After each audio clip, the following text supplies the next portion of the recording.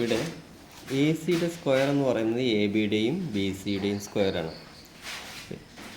A ബിക്ക് 1 B സിക്ക് 1 add ചെയ്ത് കഴിഞ്ഞാൽ എ സിയുടെ സ്ക്വയർ എന്ന് പറഞ്ഞാൽ 1² + 1² 2 എന്ന് വരും.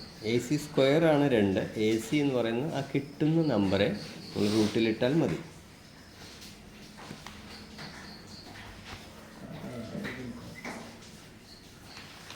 അടുത്തത് 3√3 - 2√3 എങ്ങനെയാണെന്ന് ചോദിച്ചു കഴിഞ്ഞാൽ എങ്ങനെയാണിത് മൈനസ് ചെയ്യുന്നത് എന്ന് നോക്കിക്കഴിഞ്ഞാൽ ഈ മുമ്പിലെ നമ്പറില്ലേ അതിൽ നിന്നാണ് കുറയ്ക്കേണ്ടത്. ഈ 3 നിന്ന് 2 കുറയ്ക്കുക.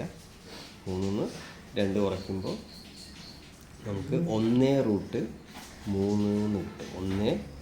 3 നിന്ന് 2 കുറയ്ക്കുമ്പോൾ 1 എന്ന് കിട്ടും. എന്നതിന് ശേഷം ഇപ്പുറത്തുള്ള നമ്പറായി √3 എഴുതുക. ഇങ്ങനെ എഴുതിയ ആൻസറാണ് ഈസ് ഈക്വൽ ടു 1√3. 1√3 എന്ന് എഴുതുന്നതും √3 എന്ന് എഴുതുന്നതും ഈക്വലാണ്.